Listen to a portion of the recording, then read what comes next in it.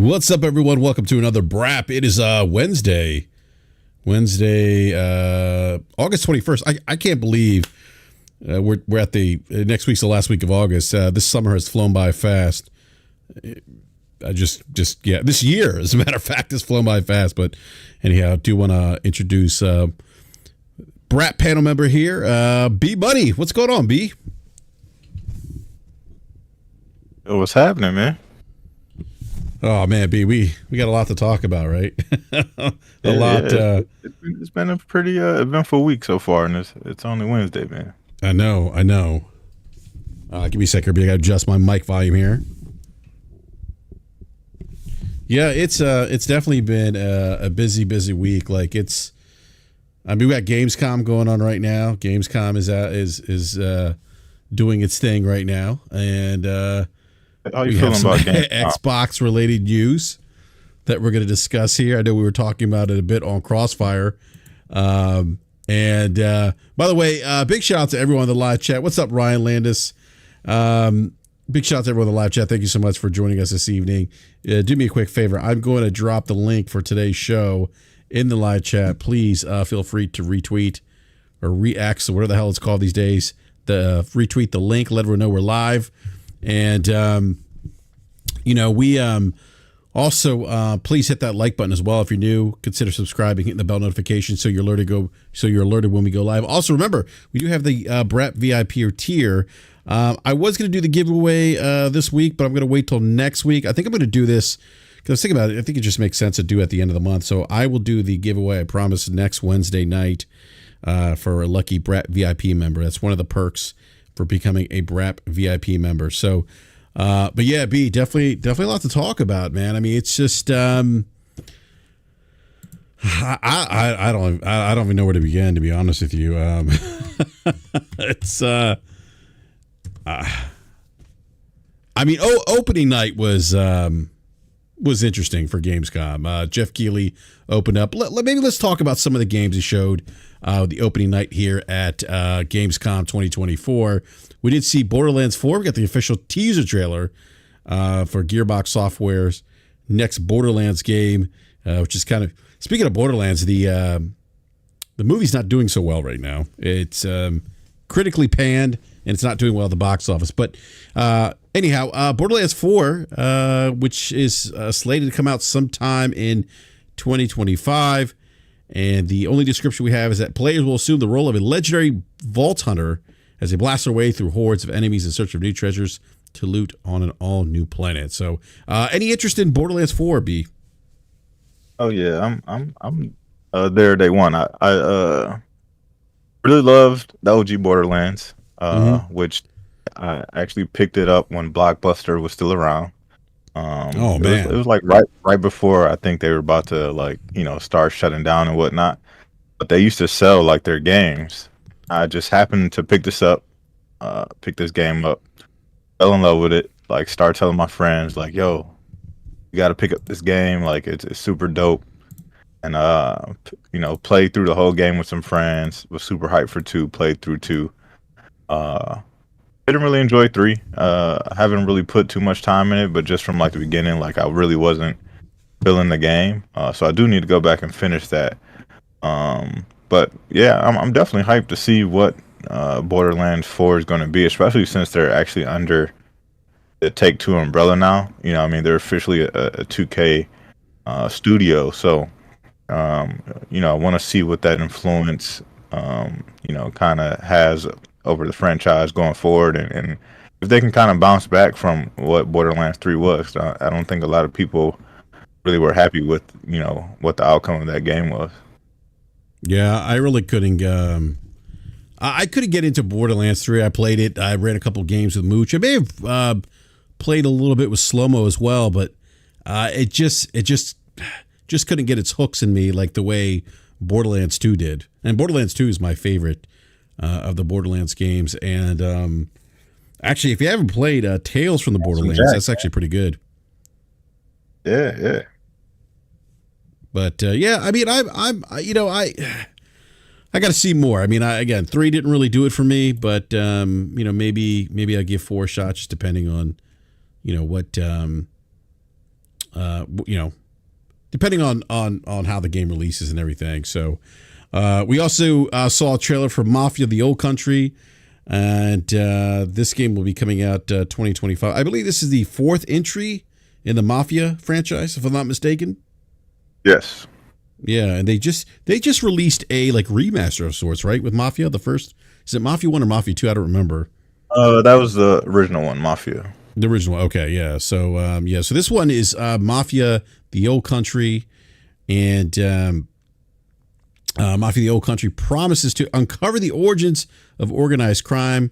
It takes place in the 1900s in Sicily, and so kind of I guess they're describing as a gritty mob story. So that actually interests me. Like, I'm kind of interested in learning more about the Mafia, about this new entry into the Mafia series. And then we saw Call of Duty Black Ops 6. They gave us I guess a pretty lengthy look at the new game, at new gameplay of the game, and you know, we saw some political blackmail, some stealthy close quarters gunplay, to this like Michael Bay-ish explosion-filled street chase in Washington D.C. on the back of a motorcycle, which is why I said it's like Michael Bay. So I don't know. What do you think of Black Ops 6? I mean, I kind of, at least for me, I think it did what it needed to do. It kind of showed, you know, those big, exciting production values, what I refer to as the Michael Bay effect. But what do you think of Black Ops 6, B? Oh, well, you know, I'm not the biggest Call of Duty fan, but I mean, it looked like COD to me. You know what I mean? No, like it did, yeah. Yeah, I mean, they always have, you know, great production values. Like their campaigns always seem to be pretty solid. You know, of course, Modern Warfare 3 was a big fumble, but other than that, I think their campaigns usually are pretty solid, and it's usually a game I could play, you know, for a couple months, and then I usually dip out. But you know, it looked pretty good. I was trying to figure out, like, because I only saw like, you know, a few clips of it, like why they were like rewinding, like time or whatever. Like, what was that about?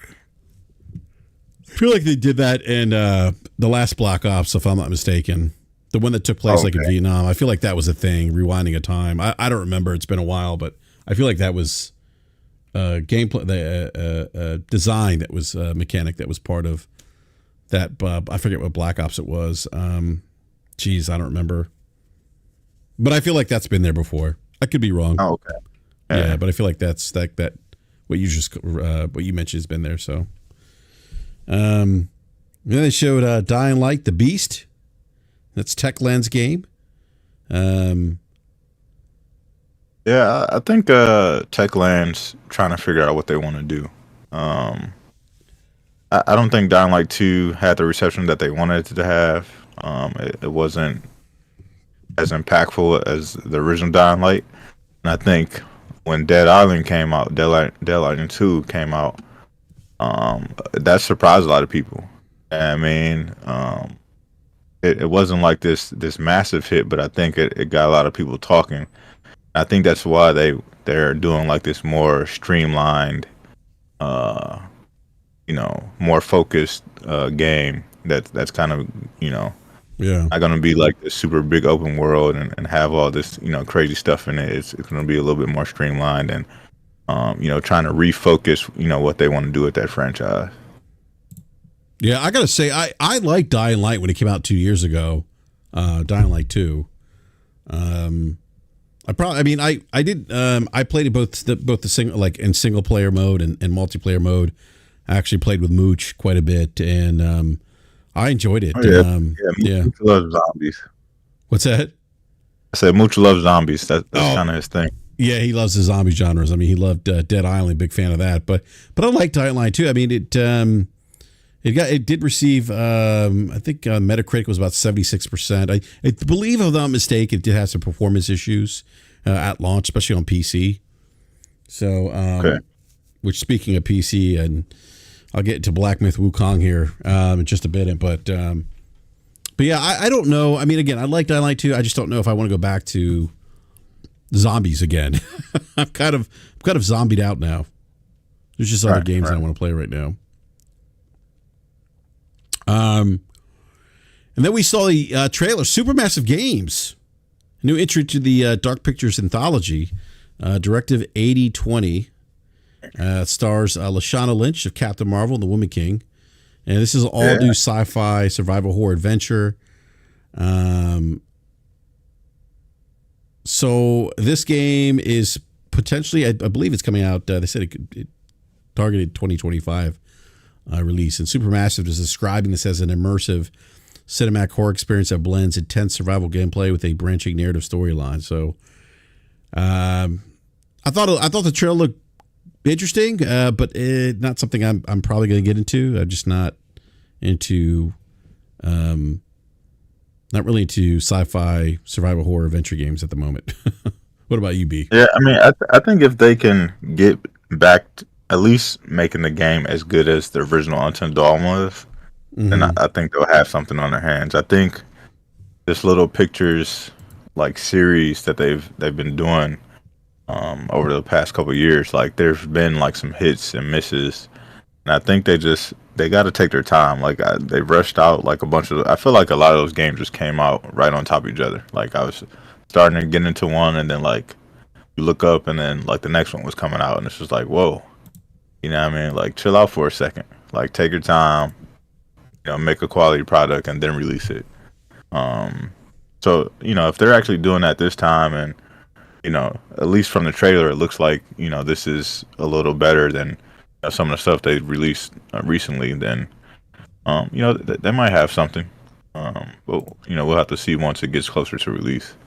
Yeah, we also got a announcement trailer for Goat Simulator Remastered. Have you ever played Goat Simulator?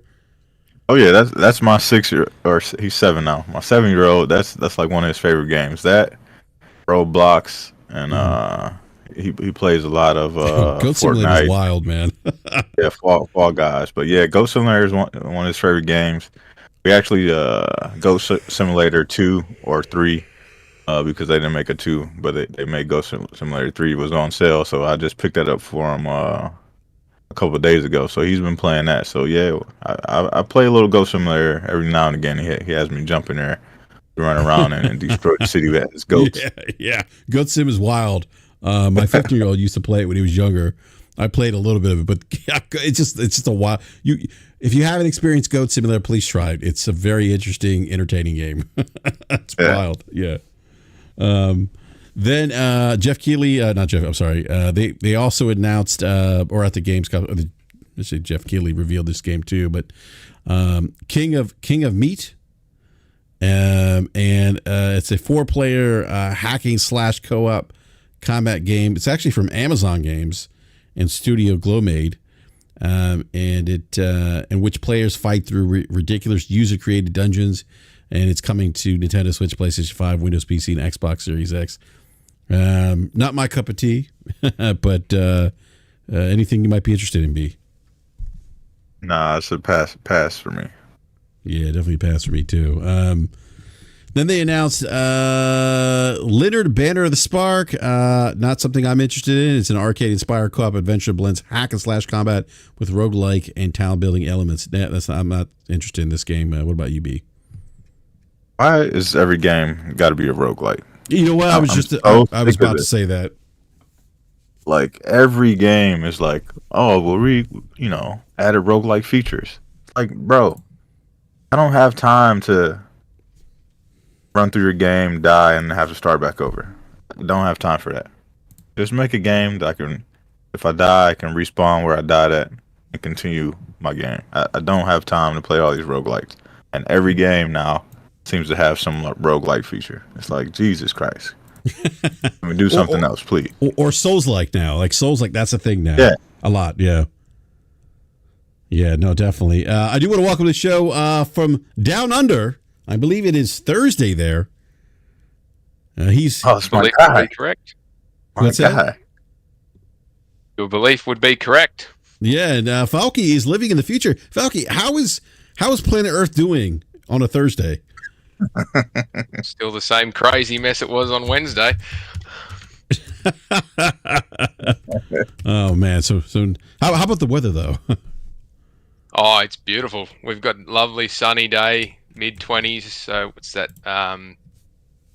I can't do the Fahrenheit conversion too quickly. Say mid-50s, mid-60s Okay. maybe. It's beautiful out there. Nice Yeah. light breeze.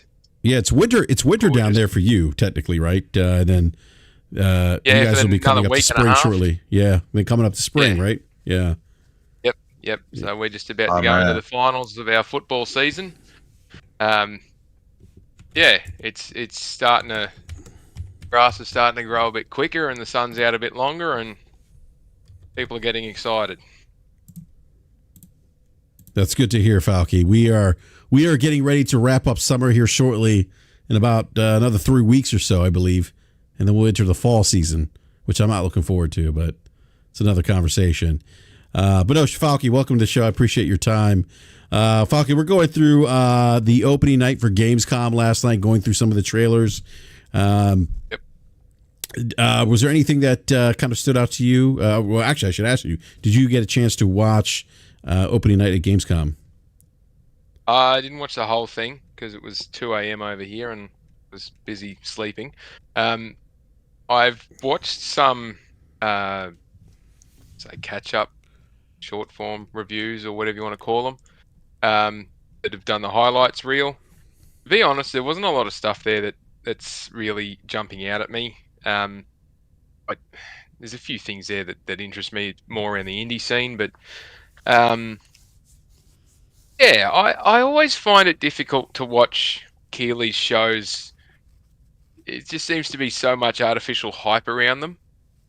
And you get this big lead up to an announcement, and then you get this quick look at something, then you don't get any more information. Like, it's coming soon. It's like, yeah, great. When can I play it? I suppose I'm selfish in that respect, but I would much rather just get the 90-second YouTube announcement, and then a write-up or some hands-on or something to go with it. Mm-hmm. I just like that. You're gonna hype something up, give us more than 60-second clip. If they did the 90-second hype and then did 3 minutes of gameplay and something like they used to do with E3 when you get the big reveals, that'd be great. Instead of trying to cram as many as you can into 2 hours to make bank, flip it around and probably just go with a shorter list but more view of it. Anyway, just waxing lyrical about my gripes with how they hype stuff up and under-deliver.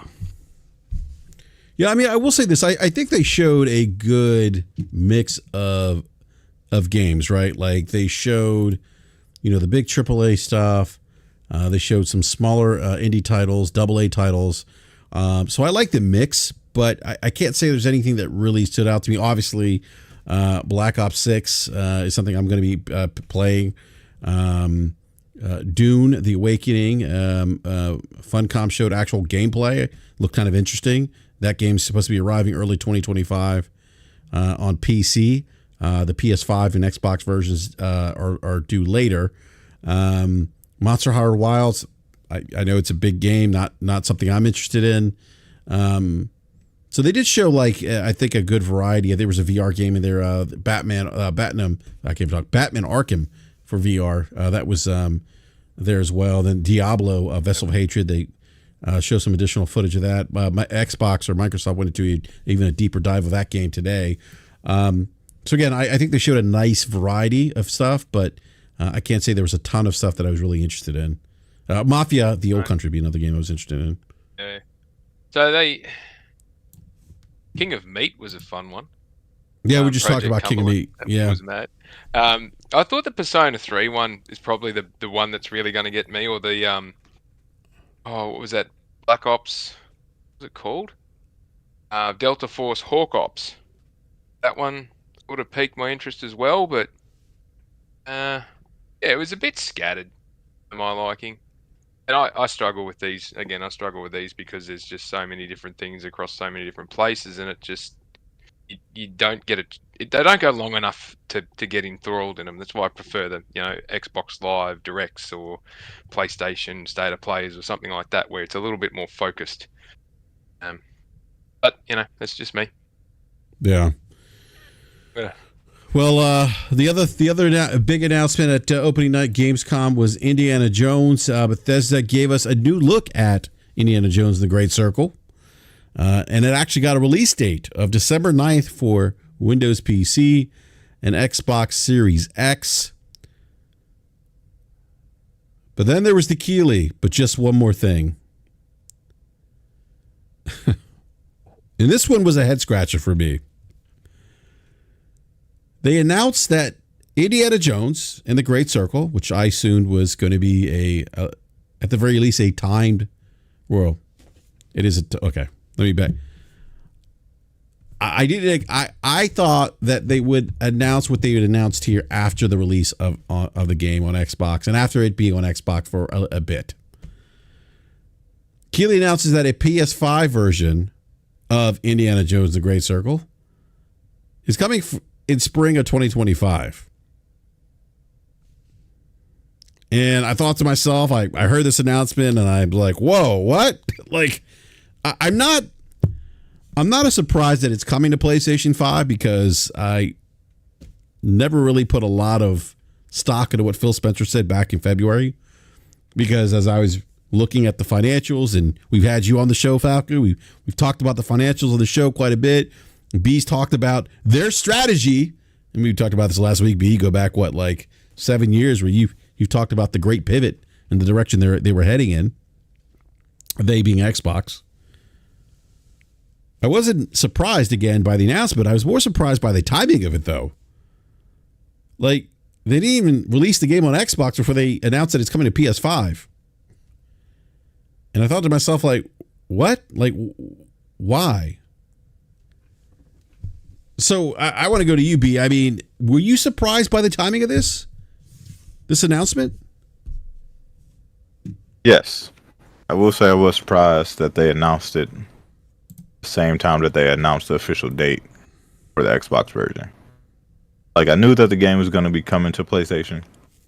But I do think it's weird that they went ahead and announced that it was coming to PlayStation the same day that they gave an official release date for the Xbox version.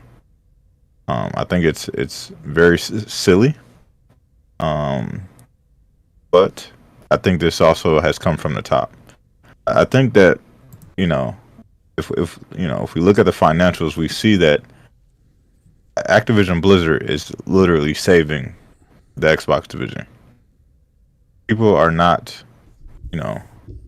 without the ABK acquisition, Xbox would be in major trouble because they are not producing the numbers that they need to for that division on its own. And when you are starting to have games come out and when you see that people are not buying them, when you have 30 million people subscribe to a service where they are getting these games day and date, that shifts the financials a bit. That changes the revenue numbers that you once were expecting to come in.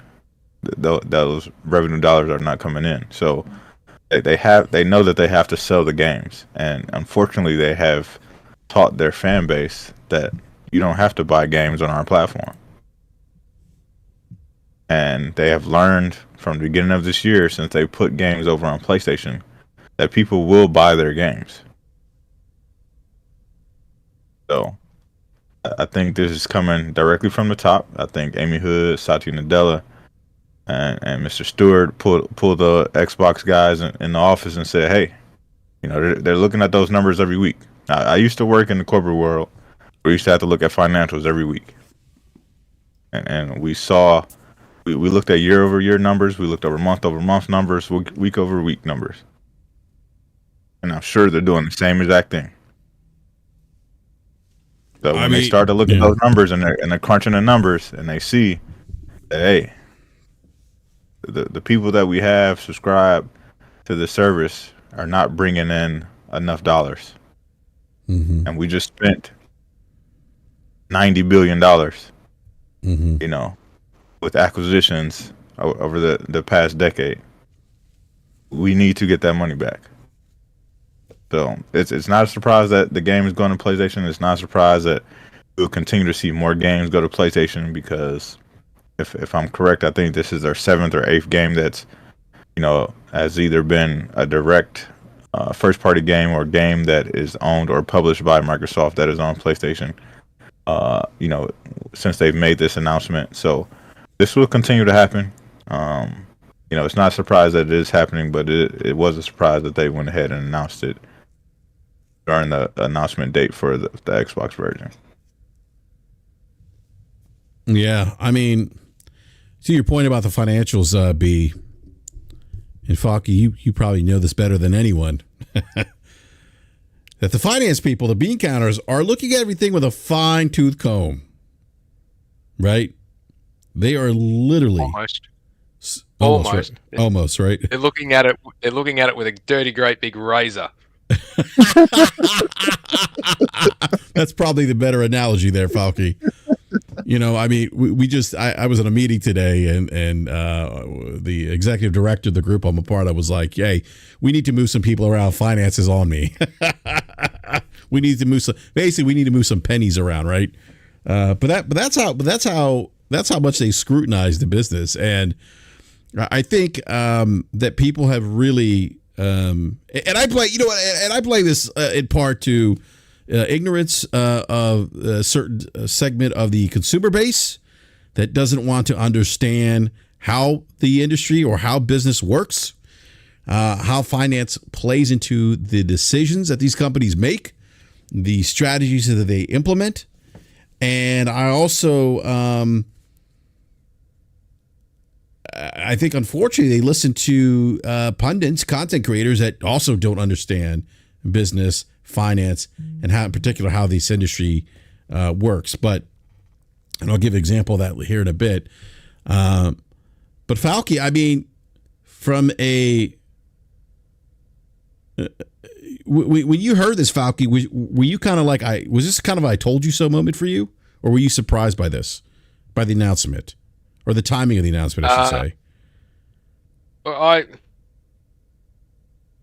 Interesting question. I expected that whichever one they announced, because remember that the big games that were coming this year from Xbox at their last Xbox Live never had any dates on it. So whichever one they had in the bank to announce at Gamescom was the one that was going to be the big one going to PlayStation as well.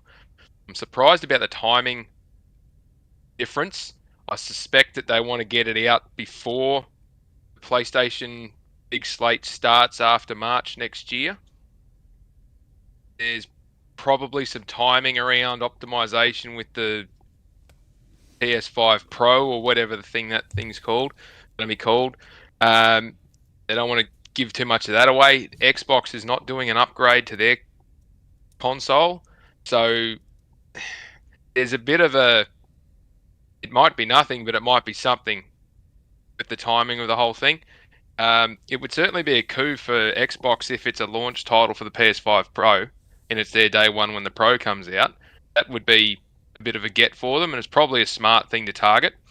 But, it's coming day one to Game Pass anyway in December now, so if they want to if they want to generate some interest in the game, it's probably the place to do it. And then fix any bugs before it becomes available to those on PlayStation or pay money for it. But it's a bit of a risky strategy to have this delay being so short. If you're going to do the delay, I would have thought it'd be at least 6 to 9 months and make it worthwhile. At 3 months, it's like nothing,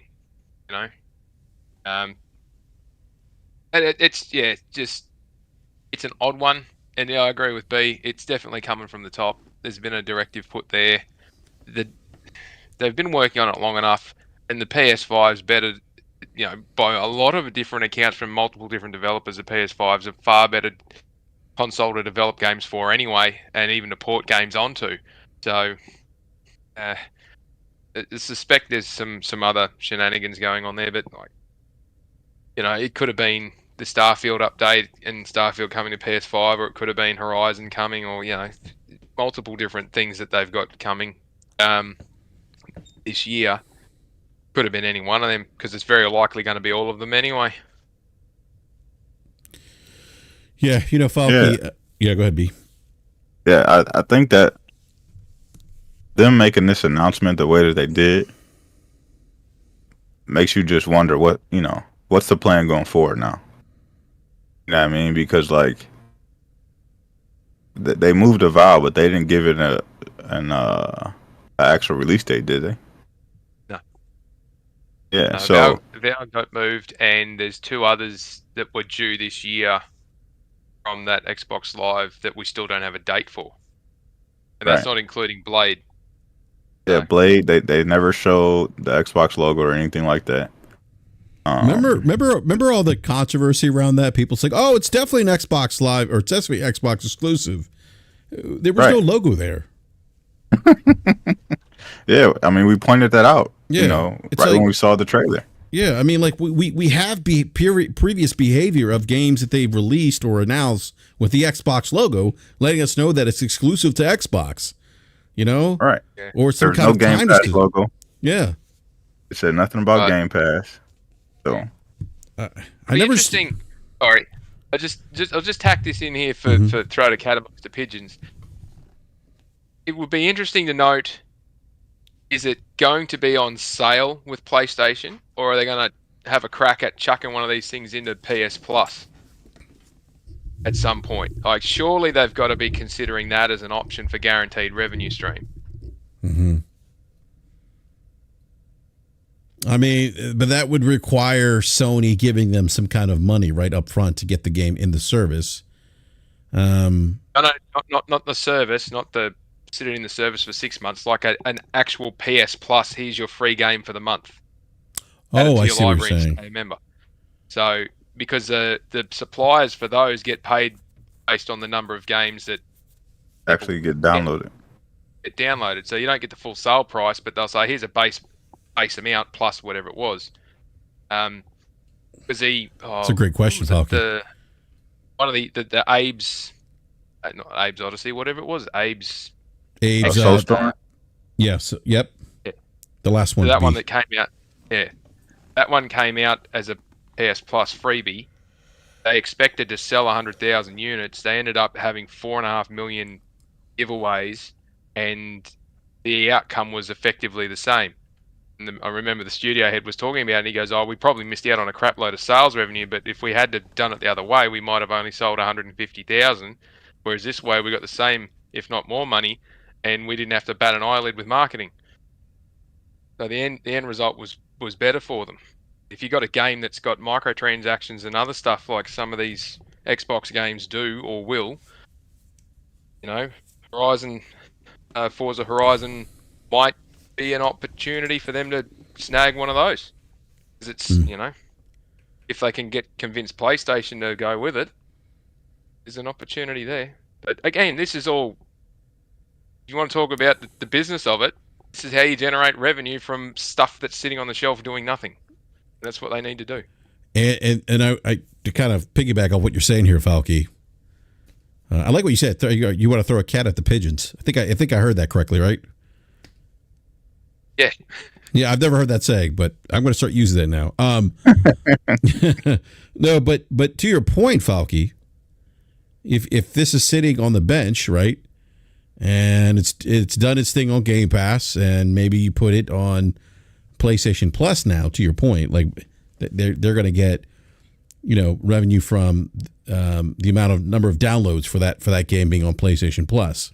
Now, again, I just want to caveat, we are spitballing here. Unlike other content creators like that I heard today, we're not saying that this is going to happen. I want to make that clear. But I think when we look at the financial aspect of the business, like we just talked about B-Money and Falky, we talked about that negative 4% last quarter. I don't know how accurate this is, but I don't know if you saw this, Falky, but Nib ran some numbers, pulled some financials, ran some numbers about the overall growth of the Xbox platform this generation compared to Sony and Nintendo. And he came to the conclusion that that Xbox saw about 2.5% growth this generation, while both PlayStation and Nintendo seen like 60+% growth. So again, I don't know if you saw that, Falky. Yeah, go ahead. He pulls a lot of his information from the same place we get it. I was just gonna say, he pointed it out before, and you were the same. We all see the same information that's made publicly available, and just by chance of us understanding how to read these bits and pieces and some other pieces of information that we can glean from contacts and just by snooping around and asking the right questions. If we're sitting here spitballing these as options and we think that they're valid conversation points, again, the bean counters and the senior managers have got more detail than what we've got. They will be very well aware of what the right answer is and what they should be doing. There's a reason why management was yanked off Phil and Co. and taken further up the chain. And people can bang on about that power struggle all they like. It isn't a power struggle. It happened. It is done. It's finished. It's I don't know why it's taken them so long to make this switch over. There must be a reason. But if you're going to do this, and what we're just talking about with this example with Indiana Jones, it doesn't make it makes sense what they're doing. The time frame doesn't really make a lot of sense though. Why put it here in December and then March or April put it there? Why wouldn't you just put it everywhere at once unless there's another reason, which we are surmising about now?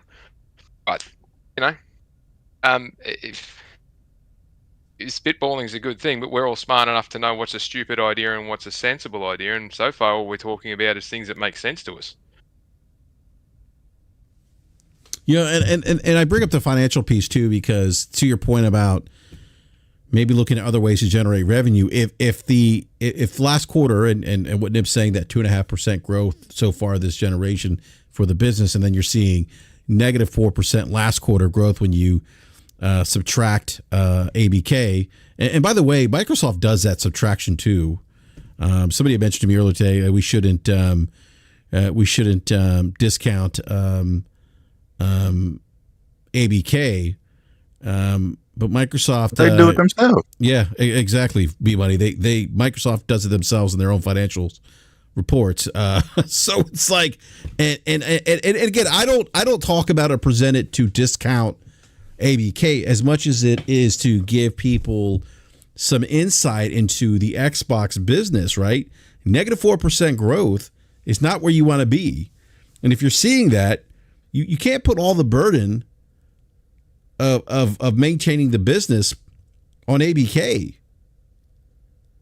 And so to your point, Falky, like if and maybe the bean counters are looking at this, what other ways, how can we leverage these other platforms to generate us even more revenue? And maybe that's an avenue, Falky. Again, we're not saying this is going to happen. We're just spitballing here. We're just looking at kind of regurgitating, talking about the financials again. The last financial quarter, what was it? Was it Q2, Falky? I don't remember what Q3. June was Q2. Q2, yeah. So we're talking about the Q2 financials as well. And so maybe to your point, Falky, maybe that's an area. Maybe at this point, nothing would surprise me if they did that. It wouldn't surprise me because of. I think it's clear. I think B and Falky would agree that they are in a position where they need to make money. They need to generate more revenue streams. They certainly do. He's probably in a better position to talk more about the intricacies of what the strategy may be around how to engage more with the I don't want to say the core supporters, but of Xbox, but the supporters of Xbox to bring them along with the journey. It's we've sat here for forever and watched Xbox leadership tank this thing over the last decade in every way, shape, and form they can think of, and they've got these diehards that just sit there and go, "Yeah, it's all good, it's all good, it's all good," and then it happens. We see it coming like a slow freight train derailment. And we know it's going to happen. We can see it happening, and they just won't move. And then they throw their hands in the air and go, "Oh, what's going on here? We're being disrespected." Gaz and a few others have just gone off the deep end in the last 24 hours. And I don't understand why? Like, we can see it coming. It'd be interested to hear B's thoughts about it, though. Yeah, I mean, I've been talking about this for a very long time. Really, actually, since they introduced Game Pass, you know, it was they kind of set themselves on this course, and it only seemed further to be true as they made bigger acquisitions, and the ABK deal just kind of sealed it for me. And I think for people who've been long time Xbox fans and kind of been loyal to the brand, it's got to be disheartening for them to see, or at least seem like Microsoft doesn't care about them as a consumer. You know what I mean? But in all actuality, you are still getting the best value if you are on the Xbox platform. You're still getting those games, day and date when they release. You still have the option to get the games in a subscription at a subsidized price. They are still providing hardware for you, and they will continue to do so. But everything else around that seems to diminish the brand. And as a consumer or a fan of the product, I can understand those feelings from those people. For me, I dipped out a long time ago. I did not buy a Series console this generation. I figured I would just once they started release games, I would play it on PC. And now they've started to release their games on the console, so I'll have that option as well. I don't have to purchase their hardware going forward. So I think for a lot of people, they have to decide if that really matters to them.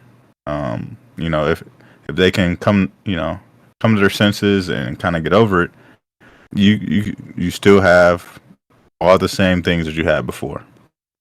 The messaging from Xbox is going to be different. You're still going to get the games. You still have the option for subsidized pricing to play the latest and greatest games. You still have hardware. You have cloud options. All provided from the company that you waved the green flag for before. The only difference is that the messaging and you feeling like you are getting something special, that feeling is going to be gone because everything that you have is now shared with everyone else. And as long as you can get over that, that's fine. A lot of people, will probably walk away. Because now, if you look at PlayStation, they are the most valuable console to own. If you are a consumer that is okay with buying your games, PlayStation is the most valuable console that you can own. Because you now get third-party exclusive games, you get PlayStation games, and you get Xbox games. So your $500 is now stretching way further than it was prior. And if you're not someone that has to be there day one, when a game releases and you're okay with waiting because there's thousands of games that release, a year, and depending on what you're into, you could be busy all year. You're like a kid in a candy store. You know what I mean? Because you have anything and everything that you want on that one console. And the same could be said, if you're a PC gamer. You know what I mean? If you transition from console to PC, you know what I mean? You have everything at your fingertips. So Xbox is diminishing themselves as a brand as far as, hardware to a certain set of consumers, but it's still going to be available there. And I think they'll still have a loyal base of 25 to 30 million people that will continue to support them, but that will diminish over time. The more and more that they put their games in other places, and these services over time become more robust, and we may even see Xbox games, because we see it now with a lot of Bethesda stuff and whatnot. They're in PlayStation Plus and whatnot. Or you can get those games super cheap, all the time during a PlayStation sale. So PlayStation will be the de facto console, and it'll be interesting to see if someone kind of steps in to take Microsoft's place. But we may just be stuck with PlayStation and Nintendo like we were in the beginning. For a very long time. So it's going to be interesting to see how it plays out. Yeah, it's interesting. I didn't even think of it like that. You're right. Like the PlayStation 5 will now have, and already has, Xbox first party exclusives on its platform. And if you can wait, for those games, then I mean you're getting potentially as a consumer, if you value those things, you're getting the best of everything. Your strong third party support, strong indie support, PlayStation 5 exclusive, and now eventually you'll get, if you value the Xbox stuff, you'll get Xbox exclusives. To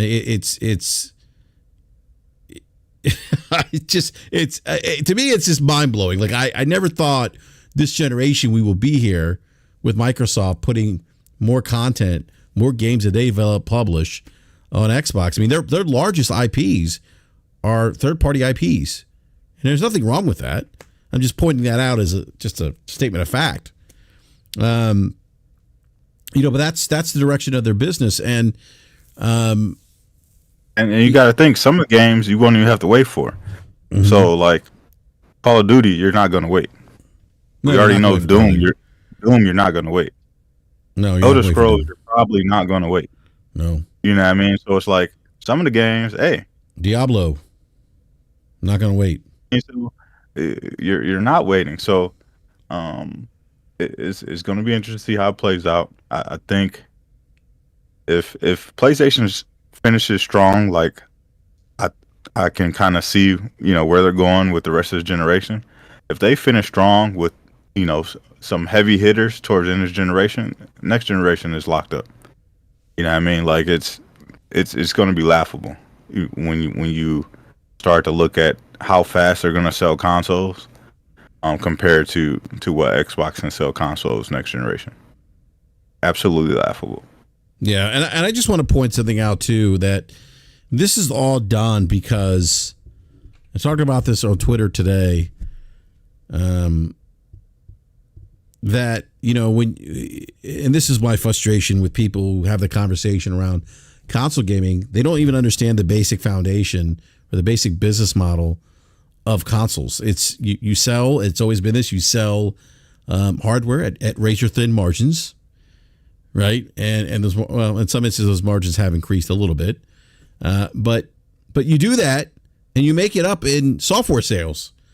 And the problem that Microsoft has run into this generation with their first party software, that they haven't been able to sell software on their platform because their platform's in decline. And we know that because we've seen the financials. Microsoft themselves have said, look, Amy Hood has said, look, before Q2, we got the Q2 numbers, the previous quarter, the Q1 financials, she said, look, next quarter we're expecting even more decline.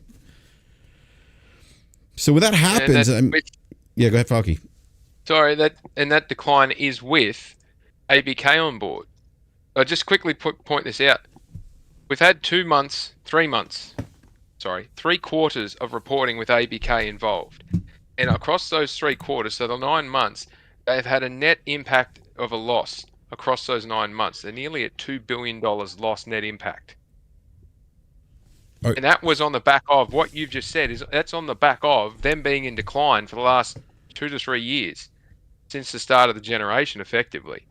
So, and people can talk revenue numbers and op margins and all the rest of it. The CFO for Microsoft, not the CFO for Xbox, the CFO for Microsoft said ABK has to start paying money to shareholders from day one. We are 9 months into this thing and it has lost them big dollars. Wait till 2 quarters time when we get the first one with comparatives back to the first quarter when ABK was involved, or even the second one. The thing will be declining still, and that'll be after you've had the next COD game launch. It's going south. All ABK's done is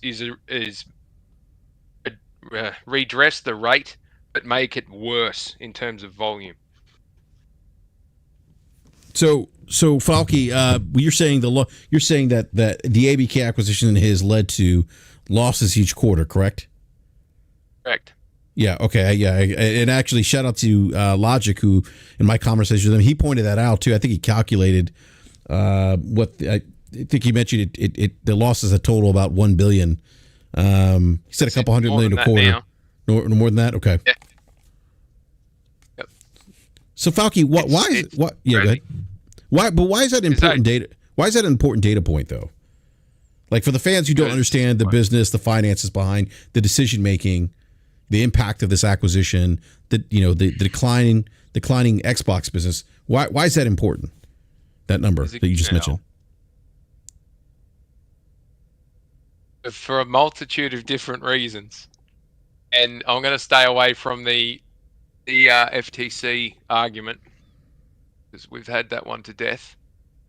The reason why it's important is it was explained to the broader public that ABK was not going to suffer under Microsoft's management, and it was going to provide a positive impact to Microsoft Gaming, not just Xbox, but to Microsoft Gaming.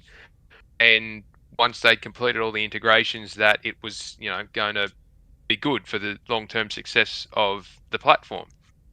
And so far, they are dragging the chain like crazy in actually achieving these integrations to the point where I don't think they're actually going to do it. I think it's a bigger job than they thought it was going to be, and they're not going to be able to integrate ABK into Microsoft very well, if ever. That's just from an outside looking in, from my perspective. But it matters because it means that ABK has actually become a drag on Microsoft. It's not producing returns that Phil basically told the board that it would, and it means that they cocked something up pretty bad in their estimates. It's not good, and it just puts more of a ball and chain or an anchor around Xbox as a division in terms not in terms of revenue generation, in terms of bottom line profitability, and that's debatable. And I'm happy to debate anyone. I don't care who they are. I'll debate anyone openly about the profitability of Xbox, and I'll take on any challenges. It's the way they allocate a lot of their costs and the way they allocate a lot of their overheads, bits and pieces, their margin is diminishing, and they're not even paying for everything that they use effectively. They're ducking and weaving a lot of costs, and legally, like there's nothing illegal about what they're doing. There's nothing wrong with it. It's the method that they're using, and they're allowed to use it. But it doesn't mean that the number being published is an accurate reflection if you went to value the thing. I remember a couple of years ago, 18 months ago, 2 years ago, made a suggestion in a Twitter post that said if Microsoft really want to get out of this, they could probably offload either reverse merger to get Xbox out to ABK, which would have made more sense at the time, or just sell Xbox as a division to someone for about 20 billion. And everyone was up in arms and laughing and carrying on and all the rest of it.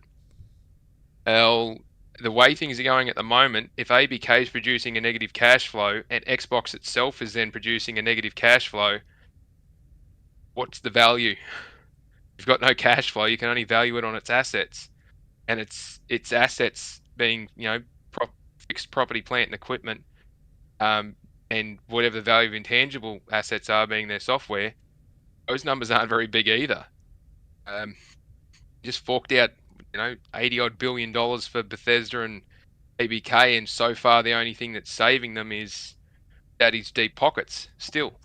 So if it's not generating cash flow, and it's not generating profitability, then anybody who can rub two nickels together that understands how money works, if money going out and there's not enough coming in, at some point you're going to hit the bottom and that's it. It's gone. And this is why they need to put their software on multiple platforms.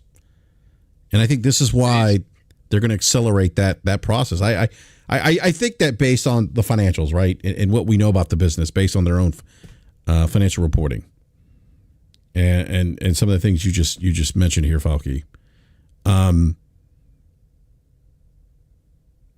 the kind of to your point, Falky, today Phil Spencer was asked a question about Indiana Jones, and I want to read his response here. Interesting response, but I also think it speaks to kind of what you said and what you're talking about here. But he says, our franchises are getting stronger. Our Xbox console players are as high this year as they've ever been. I think there's some missing nuance there, Phil. So I look at it and I say, okay, our player numbers are going up for the console platform. Phil needs to flesh that out. I think he needs to qualify that statement a bit more. Our franchises are as strong as they've ever been. And this is to your point, Falky. I think this is what really caught my attention. And we run a business. So you just mentioned, the losses that ABK has incurred to the business. The fact that the last financial quarter numbers, we had negative 4% growth. Declining hardware, negative 40-something% last quarter. He says that we run a business. He's absolutely right. You don't run a successful business losing money. And so he says it's definitely true inside of Microsoft. The bar is high for us in terms of delivery. We have to get back to the company. Well, yes, we know this because we talked about this on this show, that when they make that acquisition, that $60-70 million acquisition of ABK, that's a different set of optics now. You have essentially painted a bullseye on your back by the bean counters. Yeah, and they don't miss. No, they don't. It's the great big razor comment earlier. Yeah. Like they've unloaded people. It goes through time. They've done the acquisition. They've unloaded thousands of people already, but they haven't unloaded thousands of people in the areas where the integration would be most common: HR, finance, payroll, IT services, all those back of house overhead ones. Which, when you work for Microsoft or you're part of the Microsoft organization, you should be getting the technology for free, effectively integrate it for nothing, and then you just take a cost charge internally, which gets wound out at the end of every year. And you don't need all these extra bodies because you just integrate it into their process. So if they put another 5,000 people on the payroll, that's great, but you don't need that entire payroll, HR, finance department to run it for ABK, because you can now just integrate that with the processes and systems at Microsoft. So you could probably offload 300 or 400 people. They haven't done that. They haven't done any of those offloads of any of those integration points, which is why I'm thinking they haven't done the integration yet. But then 10, 12 months into this, and they should have done it by now. They've got all this other stuff around their systems and technologies that they need to merge to get those benefits, and they still haven't done it. And it's costing them a fortune. So if they want to, get to that point of profitability and make this thing not cop a target on their back, the bean counters are going to go in there with a big razor and start cutting stuff. We saw them there. They sold an IP. They shut down a studio, then they sold the IP and the studio naming rights to a competitor. And on the charge back of, we've got an agreement that whatever they make will come out on our platform. Wasn't it 12, 18 months ago? Hi-Fi Rush was, they were singing its praises and saying it was an excellent game and it was everything that they wanted to make, and then all of a sudden it's not even theirs anymore. If that's the prerequisite to, and this makes me nervous as well, if they're offloading IP to try and gain value out of whatever they can and selling a studio after they've shut it down, try and maximize some kind of value, what else is up for sale? Mm-hmm. Because it seems like they're trying to avoid having an impairment or a write-down. Remember, Take-Two took a huge impairment hit for Zynga last financial year. Yeah, they did. I remember that. Yeah, it was huge. It was huge. You imagine what would happen if 12 months, 18 months after they've closed this deal, that Microsoft has to take an impairment hit on an $80 billion purchase? That would be billions, if not tens of billions of dollars. And that would hurt a lot. And that would be enough to have shareholders sacking senior management. Yeah. We're getting into that. I'm not saying it's definitely happening, but there's some bits and pieces popping up which are pricking my ears up and going, is this thing really going to cause this kind of issue? Well, yeah. That's big.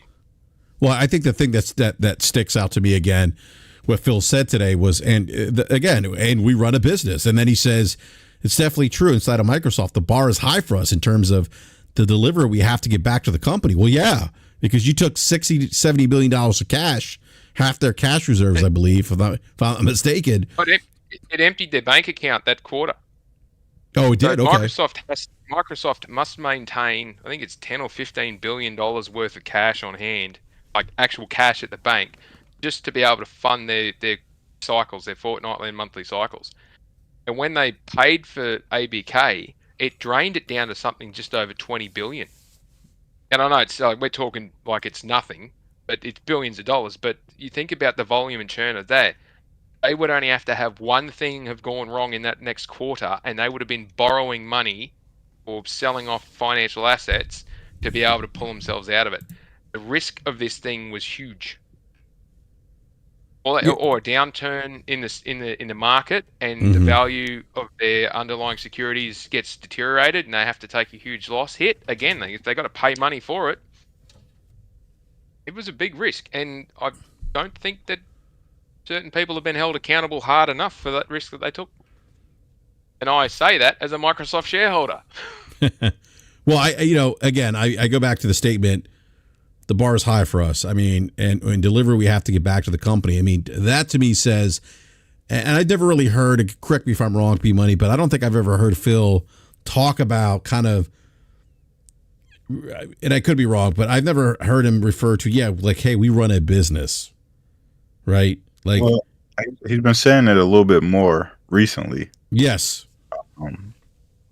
Over probably the last few interviews, over the last couple of months, he's mentioned, the business part of it, and a lot of people are saying, why is he talking about this? We don't care about the business, like we just care about the games, and ensuring that they deliver great games. But we all know at the end of the day, they are running a business, and just because they are under the Microsoft umbrella doesn't mean that they have unlimited money. You know what I mean? They have a budget and financial marks that they have to meet as well, under that umbrella. So the screws have been tightened. We know Amy Hood wants her money back, and they have to make these tough financial decisions, which directly affect the consumer. And it's why Game Pass has increased twice this year, and will continue to increase as they continue to add more games to their production pipeline, and more of these games have higher budgets, and they need to get the return on investment. And it's why we see more games going to more places, and why they've invested in putting Xbox Cloud on Amazon Fire Sticks and being on Samsung TVs.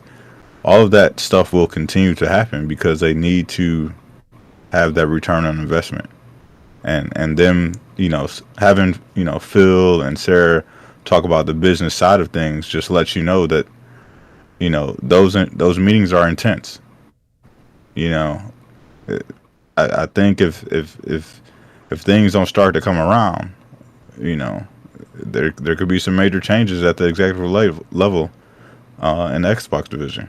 So,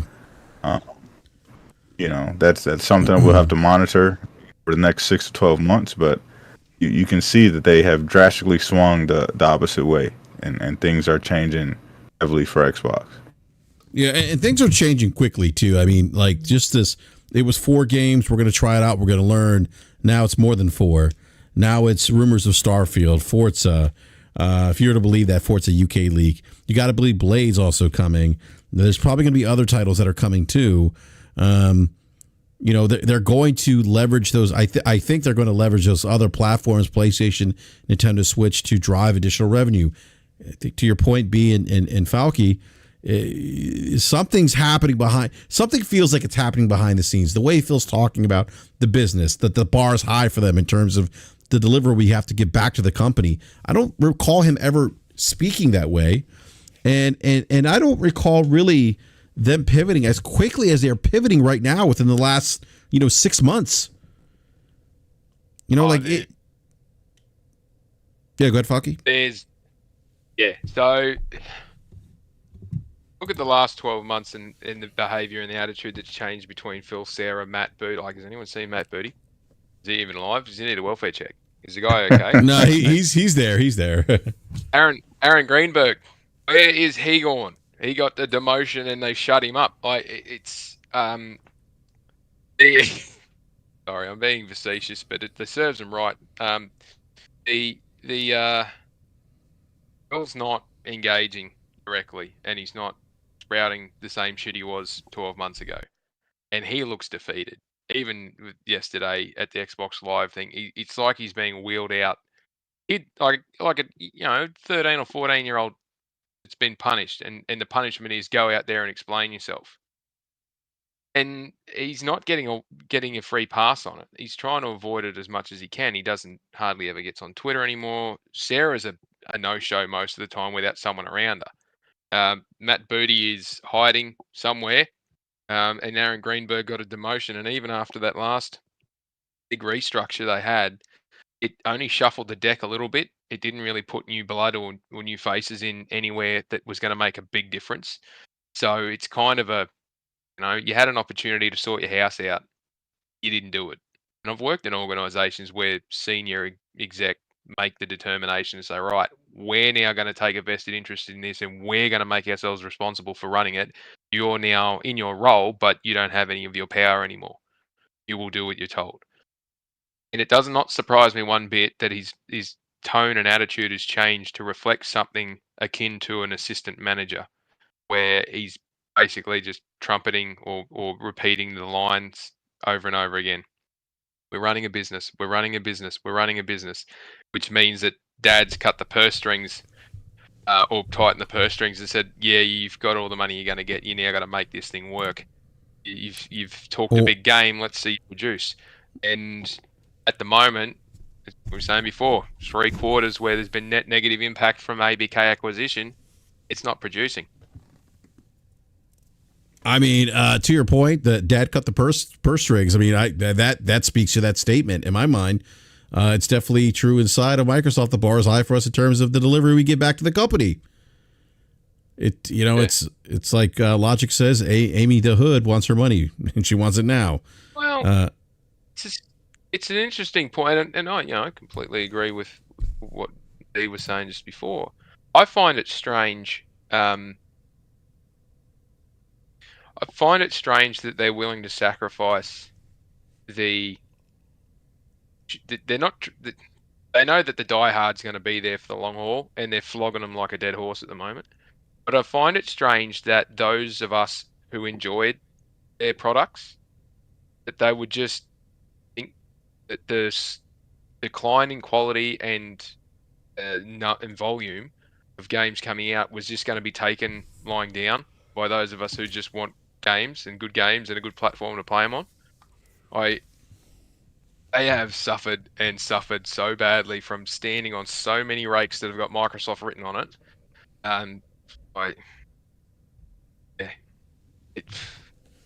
It's almost too little too late if they can't bring to the market what the market wants. Doesn't matter what platform you put it on. Yeah, and I guess my question, my follow-up question here is, and I'll ask you, B, because we talked about some of the reactions earlier. Do you think they've lost the trust of their loyal fan base here, B, with Indiana Jones? And obviously, again, I'm not saying that Twitter is the ultimate be all end all be all here in terms of measuring the impact of these decisions to their consumer base, but I have noticed some of the more diehards are like, shit, like this is not okay. Yeah, I think it's death by 1,000 cuts. You know what I mean? I think some people are way more resilient than others, but as things start to pile up more and more and more, it's like, yo, how much more can I take? All right, I'm waving white flag. It's over. I'm not fighting this battle anymore. I've seen a lot of people just kind of say, hey, it is what it is. I'm not interested in doing this back and forth anymore. Like they've kind of made the decision for me. You know, there's if you watch a lot of the streams that people have been posting, like everybody's like, it's not coming to PlayStation, not coming to PlayStation. As they're making an announcement, and literally like 15 seconds later, guess what? The game's coming to PlayStation, and you can just see like so many people just being demoralized by just having that single announcement. And I think, like I said, it's death by a thousand cuts. And I think, every decision that they make, they just peel off a layer of the fan base where, they're just not as enthralled by the brand anymore. They're just not as interested, and it becomes more about gaming for them, and not fighting the good fight. So I think it's definitely, the decisions they've made have definitely changed their fan base overall. And I think, it's going to whittle down a lot of the hardcore guys who've been, fighting the good fight, and kind of just level out to people who are just interested in gaming. And they want to go the cheapest route and, play with their friends and just play stuff that they're interested in. And that battle that we've had, for console wars, that's pretty much eliminated. The blue guys won. At least at this point, and maybe the war, there'll be a World War III or something like that later down the line. But for now, the blue guys got it, and the green flags are no longer waving. Yeah, what's interesting, B, is This well, it's just still feels weird to me that this is happening, and then you see Towerboard getting the early access on Steam, and then coming to game preview at a later date on Xbox. I was like, oh, that okay, that's surprising. And so to me, that just tells me that the Xbox isn't the console gamer, at least, doesn't seem, in my opinion at least, to be the priority anymore. And the priority is to get the software in front of as many people as possible, to sell as many copies as possible of software, or get people on a Game Pass on other devices to increase revenue. I think to me, it seems like, look, like there's a limit of what we can do here on the console. Like, it's not going to grow anymore. We're having. They said that as much. You know what I mean? Yeah. So, Phil has talked about, how they've basically maxed out or maximized, what they can get from the console base. And, they've seen tremendous growth, and the PC, from PC, and they're seeing growth and cloud users. So, it kind of, I guess it doesn't really explain why they're treating a console the way they are, but you at least have an idea and a reasoning for, it's like, hey, we're maxed out there, so we need to see other growth opportunities. And that's why we're seeing, them talk about the cloud so much, and them talk about, PC, and not really raising the price for PC Game Pass, and really kind of doubling down on that. So, it's interesting, like, Xbox is the brand, but Xbox is no longer the product. That's actually a great point, B. It's something that Slow-Mo has mentioned on the show before. That's not the console's not the platform, it's actually Game Pass, right? But yeah, I don't disagree with you. Xbox is the brand, it's not the console anymore, right? That's at the forefront. It's just it's Xbox. And Xbox means different things today than it did 10 years ago, 20 years ago. I do want to say this, though. It's interesting in reading some of the responses and some of the conversations that I've had with people on social media about this and the strategy here. And I've seen people say, and I tweeted this out earlier. Let me find this tweet here real quick. Falky, how are you with time, by the way? I think you mentioned you only had an hour to give us. I want to be respectful of your time, sir. Yeah, I've probably got another. Oh, well, it's freed up a little bit. I can give you another 45 minutes. Okay. Well, we won't be that long, but But it's interesting. Like I keep seeing or reading people say things like, this is the future of the industry. This is how games are going to be played in the future. Microsoft's ahead of the game. I want platform. I want an agnostic platform that already exists today in the form of PC. But I said this also needs to be said. The industry is always evolving. This isn't new. However, we should not conflate a big pivot by one platform owner as an indicator that the industry is heading in the same direction or degree of pivot. Each platform owner sits differently in the marketplace, caters to consumers who have different requirements, and each platform owner has a different set of OKRs. Borrow that line from Logic there. But and it made me think about something you said, Falky, a while back about when you were on the show, maybe last time you were on the show, about how truly big the pie is in the industry. And that you can have different strategies, right? Yeah. That you can have, and I said this. Yeah, go ahead. Just agreeing. No. And I said this today. I said, it's... there is room for a strategy where you see a platform owner use exclusives to drive people to that ecosystem. There is room for a platform owner to be more agnostic and put their games everywhere. But this idea that this is the future and only this way will work is, I think, ridiculous. Yes. And I stand by my comment of it's a very big pie. What was the market? I can't remember what the market size was. We checked it last time. It's expected to be somewhere near 250 billion, 275 billion, depending on, that's USD, depending on which one you're looking at, right? Mm-hmm. Sorry, it's higher than that. It's somewhere near 360 billion. It's nearly $400 billion, right? That's total size. Let's say, for round numbers' sake, $300 billion.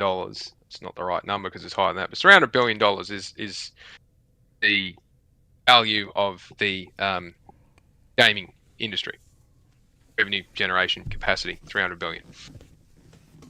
How much did Game Pass make last year?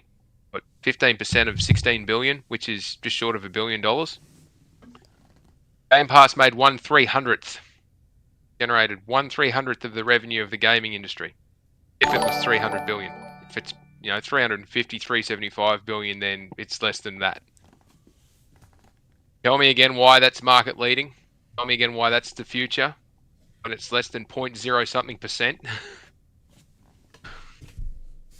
That's go ahead, Falky.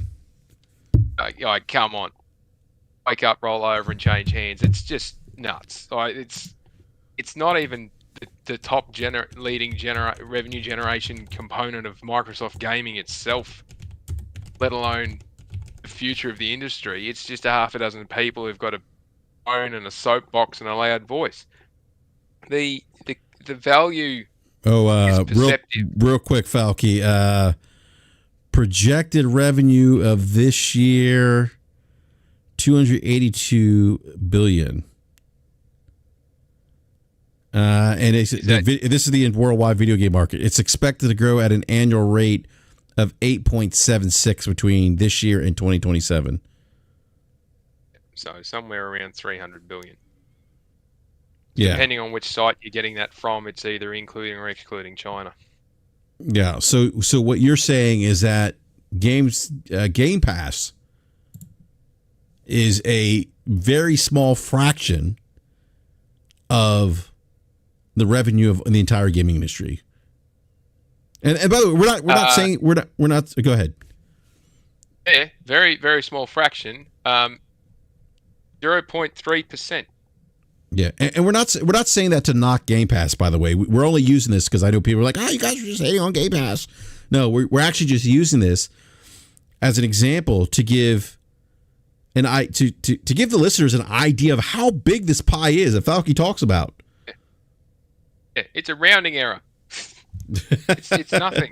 Like, and to not pick on them, but to broaden the scope of the point of conversation here is, if it's so big and there's so many different ways that you can access that pool or that pie, that puddle of money that's available, and there's opportunities to bring more people into it. You know, Mark Cerny's rising tides lift all boats. If there's an opportunity for someone to bring more people into that market, so PlayStation's working really hard to crack into China. They've made massive investments over there to the point where they've been prepared to surrender the US market lead to get into China. They're starting to see that now with Black Myth Wukong. There's a huge uptick in console sales they were not expecting because of one game. And that's huge for them because it shows that there's a response to quality software locally, and there's a console or a platform that they can provide to do it. Xbox has got no chance of getting into China with their own platform, even with the deal that Blizzard's got with NetEase to put their games through on the PC. They're going to struggle because it's a very specific and very strict area to operate in. But if they can get their games on PlayStation and get PlayStation, who's done all the heavy lifting, to give them their gateway, then why not? It makes sense because it's such an untapped market. And they talk about growth of these markets. If somewhere like Brazil or India or Vietnam or even Indonesia or somewhere like that, and there's hundreds of millions of people that live in these countries that you can just tap into if you can get some level of success. Now, it doesn't mean that every man and his dog needs to be doing it, or every woman and their cat needs to be doing it. You just need a market and a strategy that makes you a decent amount of money. Everyone knocks Nintendo for having milked the Switch to death, and then they're still flogging it. They're still making profit, in excess of 15% net operating profit, net profit rather, at the bottom line. Shareholders are making money. They're making a lot of money. Care. Keep milking the damn thing. We're still making money. We're still seeing returns. Yeah, don't release a Switch 2 yet. let's milk this thing as much as we can. There's no need to go and upset the apple cart for the sake of progress if you're people who are, legally meant to be looked after, being the shareholders by these corporations, are being looked after. But people say, the console's going to go, we go streaming and all this other stuff, and PlayStation's going to, they're going to struggle and this and that and everything else. And same with physical games. If there is a market, a business will find a way to get products to that market and make it work. That's how business works. If the PS6 has got an expectancy of selling only 50 million units, because that's where the things have gone between now and 27, 28, so be it. Sony will find a way of making it work, because there's a 50 million units is still a shitload of units. And in comparisons from percentages perspectives, it might not be big, but it's still a decent amount. And likewise with Xbox, the Series consoles are a disaster compared to their competitors. But that's why they keep comparing them to their own products. Are they the best they've done? No. Are they the worst they've done? We haven't found out yet.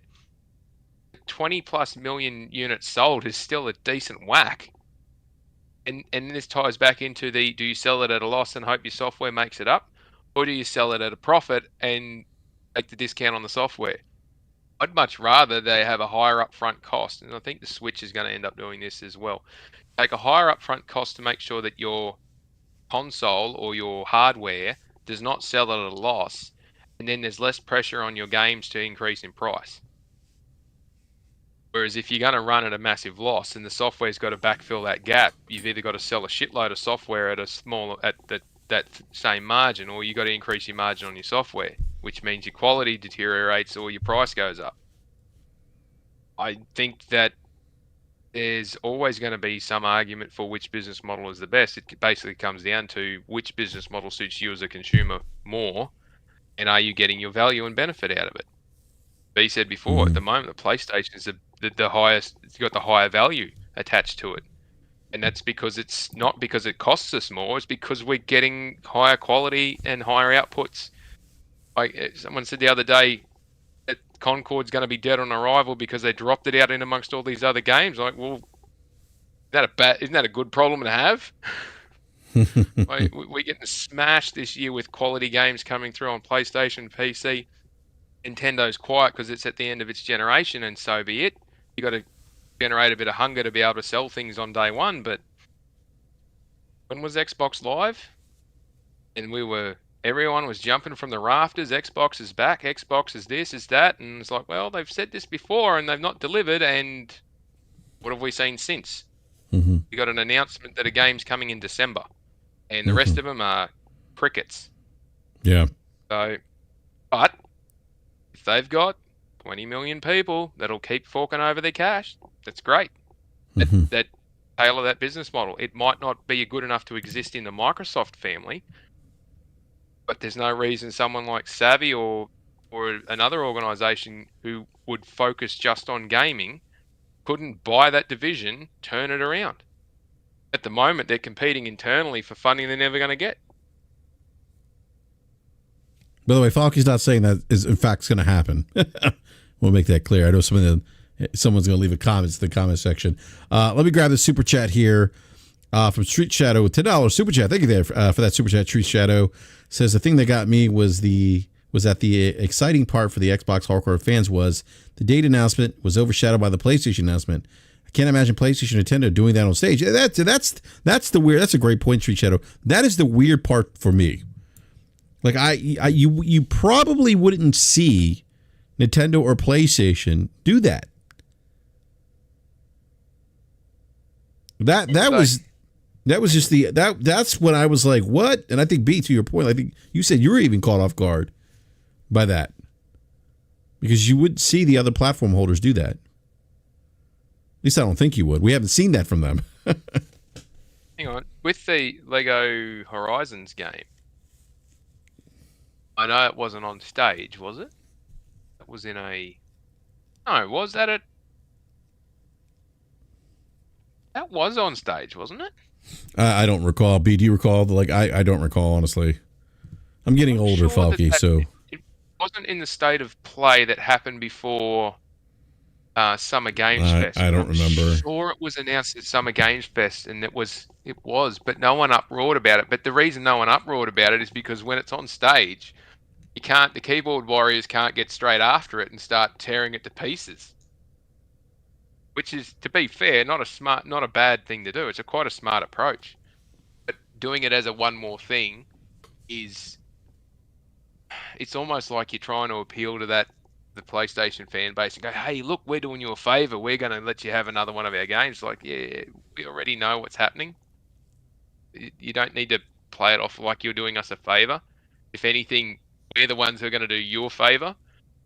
Don't be so arrogant about what's going to happen. But I'm pretty sure it was popped up when it said it was going to be on Switch. It was on the reveal. Yeah, I'd have to go back and check that one. I stand corrected if I'm wrong, but I'm pretty sure it was when they did the announcement at the start of Summer Games Fest. Yeah, no, I'm not sure. Yeah. But yes, that's. I agree with you. It seems strange that you would announce it in that fashion. Yeah. Why? But why the secrecy? Just come clean. Yeah, just tear the Band-Aid off. Just stop fucking around and tear the Band-Aid off. Well, it's funny you mentioned that. I was actually texting with Lord Cognito today, and we were just talking about the announcement. We both at the same time texted each other they should rip the Band-Aid off. I mean, they just ripped the Band-Aid off at this point. That's what I think they should do, in my opinion. So, well, gentlemen, I do need to. I was going to go another 30 minutes, but I just remember I do need to get up early tomorrow, unfortunately. But I am going to do a BRAP rant probably Friday, I'm thinking. Because there's some other things that have come up in discussion as a result of the Indiana Jones announcement. And I'm going to discuss some of the crazy things that I've heard from some content creators, pundits about and this goes back to what we were just talking about, Falky, the pie, right? And how big the industry is, and how some people think that this is where PlayStation's going. So I'm going to talk about that in the next BRAP rant. I believe it's going to be on Friday. So if you're not following me on or Twitter, give me a follow, BRAP_podcast, because that's where I will post programming updates for the show, letting everyone know when we are about to go live. And also, if you subscribe and hit the bell notification, YouTube should alert you as well when there's programming or shows coming up. So just keep an eye on that. But Falky, I do want to thank you again for joining us. I know you didn't have much time, but I do appreciate the time that you gave us, let's say this evening. But today, I should say. This is Thursday in your time. But no, Falky, thank you again. I really appreciate the time, man.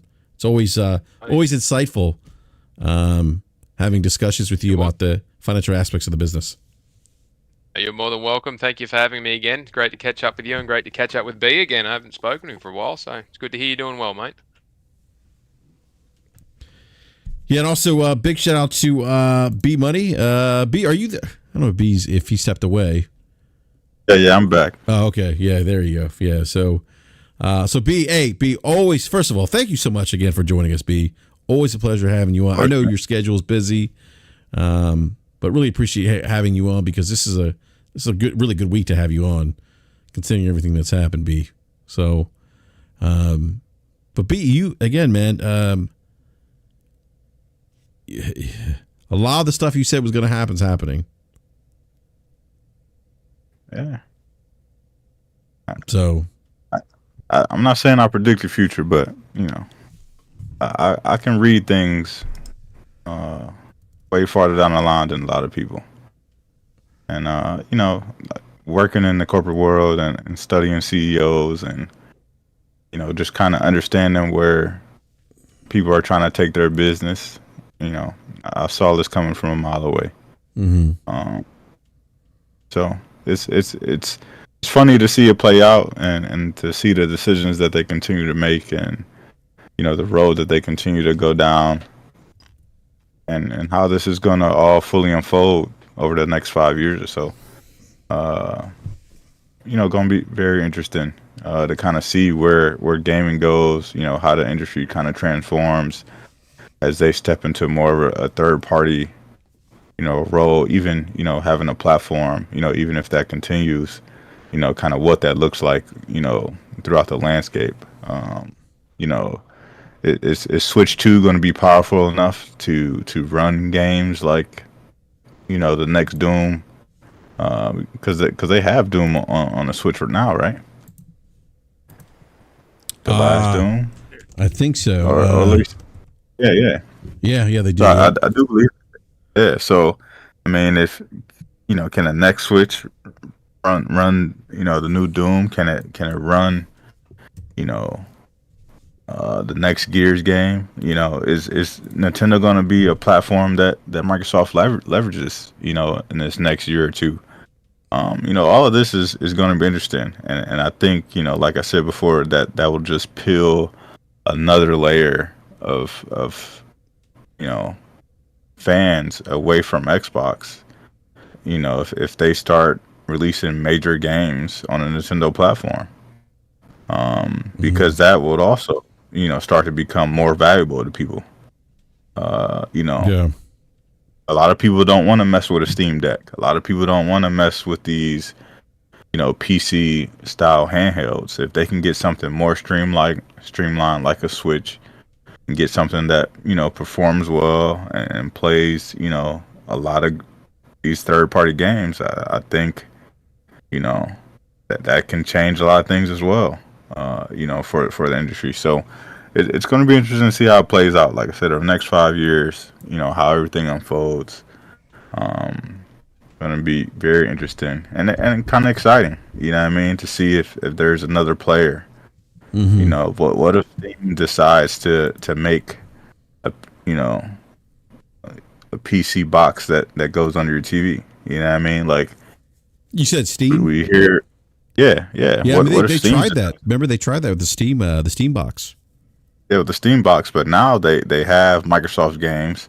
on Yeah, Steam. that's They true, now yeah. have PlayStation putting their games on Steam. So, the first crack wasn't good, but they've seen some success with the Steam Deck. So, if they do more dedicated hardware, like they're doing with the Steam Deck, make it something that could be interchangeable and upgradable.